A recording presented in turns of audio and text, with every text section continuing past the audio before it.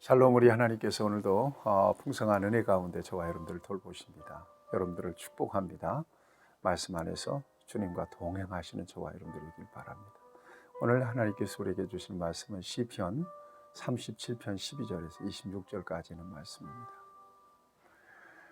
성경은 의인과 악인을 구분합니다. 의인과 악인을 구분하는 기준은 윤리적으로 도덕적으로 완전하냐 그렇지 않느냐가 아니라 하나님을 인생의 중심에 모셔드리고 올바른 관계 속에서 살아가느냐 그렇지 않느냐로 구분이 됩니다. 그도 그럴 것이 우리 하나님은 완전하십니다. 또 하나님은 거룩하십니다. 하나님은 흠결이 없으신 분이십니다. 또 하나님의 생각과 계획은 다 옳으십니다. 따라서 하나님을 믿고 의지하고 따르는 삶은 의로운 삶을 살 수밖에 없습니다. 그렇지 않는 사람은요, 타락한 본성을 가지고 살아가게 되는 거죠. 그래서 의인은 하나님과 올바른 관계 속에서 믿음으로 살아가는 사람이고, 또 악인을 하나님을 떠나서 하나님을 멀리하고 살아가는 사람을 악인이라 이렇게 이야기합니다. 여러분, 우리가 시편 1편의 결론을 알죠. 여호와께서 의인의 길은 인정하시나 악인의 길은 망하리로다 그랬습니다. 인간은 하나님을 떠나서 살 수 없는 존재예요. 그래서 늘 하나님과 가까이 하고 하나님의 뜻을 따르고 또 하나님을 기쁘시게 하는 자리에 있을 때 복을 누리게 되죠. 인간이 멸망을 당하는 것은 적극적으로 악을 행해서라기보다 하나님을 멀리하기 때문입니다. 하나님을 멀리하는 그 자체가 악이에요. 하나님의 뜻과는 정 반대의 그야말로 왜곡된 삶을 사는 거죠. 하나님의 뜻을 왜곡하며 살아가는 거죠. 빗나간 삶을 사는 거예요. 하나님의 뜻과는 거기에는 사망이 있어요. 그건 멸망이 있습니다. 그에 따르는 심판이 있습니다. 여러분, 예수 그리스도 안에서 저와 여러분들이 구원을 받았다는 것은 죄악된 자리에서 하나님을 떠난 자리에서 다시 하나님과의 관계를 오직 그리스도의 공로로 회복했다는 것을 의미하죠. 이걸 성경은 의롭게 되었다 이렇게 얘기하거든요. 바로 거기에 생명이 있고 거기에 복이 있습니다. 저와 여러분들은 이 땅에 예수님 안에서 의인으로 살아가고 있다는 사실을 기억하면서 오늘 본문 말씀을 좀 자세히 들여다볼 수 있으면 좋겠습니다. 오늘 본문 말씀을 보면 하나님께서는 의인과 악인을 구별하실 뿐만 아니라 그의 결말을 분명하게 보여주고 있습니다. 다윗을 통하여. 자, 오늘 12절 말씀을 보시죠. 악인이 의인 치기를 꾀하고 그를 향하여 그의 일을 가는도다. 악인에 대한 이야기입니다. 분명히 하나님에게서 벗어나 있는 사람이죠. 이 사람은 의인치기를 꾀한대요. 의인이라고 하면 여러분 하나님을 섬기는 사람이에요. 하나님과 올바른 관계 속에서 살아가는 사람이죠. 그를 치기를 꾀한다는 거예요. 여기 보니까 꾀하고 그를 향하여 일을 간다. 그러나 반전이 있습니다. 주께서 그를 비웃으시리니 그의 날이 다가옴을 보심이로다. 그의 날, 무슨 날이에요? 심판의 날, 멸망의 날이죠.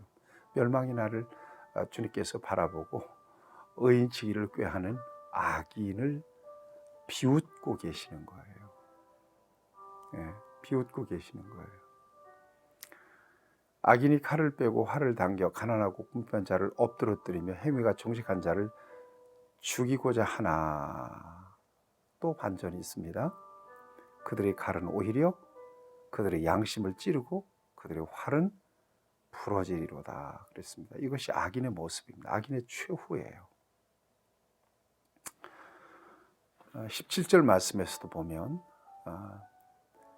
의인의 팔은 부러지나 악인의 팔은 부러지나 의인은 여호와께서 붙드시는도다. 하나님 마음이 어디가 있는지 아시겠죠? 16절에도 의인의 적은 소유가 악인의 풍부함보다 낫다.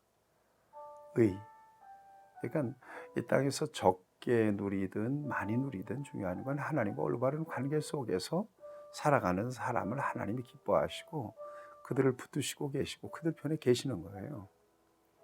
이 땅에서 아무리 뭐 떵떵거리고 살고 뭐 대단하게 큰 소리 치면서 살아도 하나님을 벗어나 있는 사람은 이미 하나님의 진노 아래 놓여 있는 사람이죠. 악인입니다. 어쩔 수 없어요. 악인이라고 성경은 규정하고 있습니다. 20절을 보세요. 악인들은 멸망하고 이렇게 되어 있잖아요. 결국 악인들은 멸망당하게 될 것이라는 것입니다.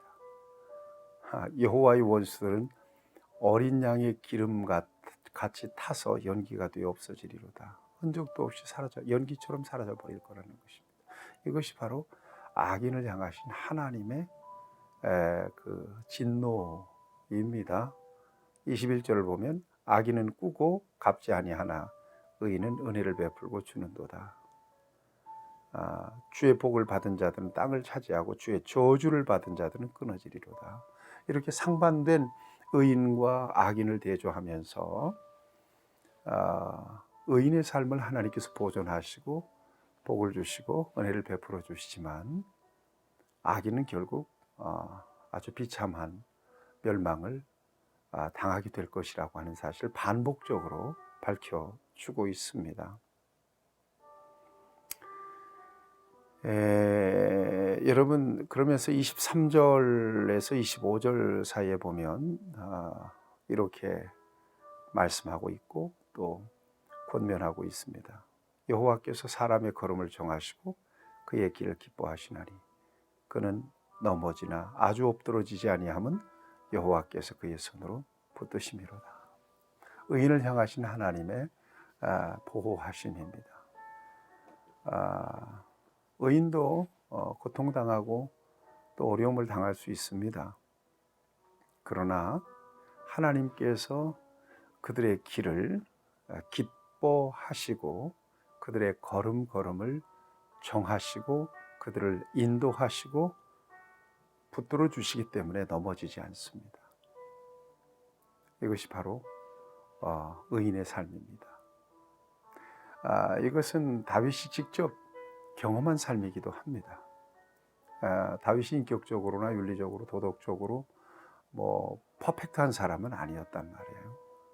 그럼에도 불구하고 그는 결국 승리자가 되고 그야말로 메시아의 계보에 그의 이름을 올리는 영광을 얻잖아요.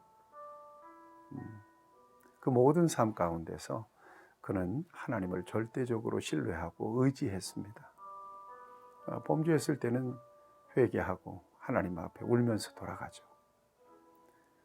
그래서 하나님께서 그를 안아주시고 그를 이렇게 그의 인생을 세워주신 것입니다. 하나님께서는 의인의 길을 인정하십니다.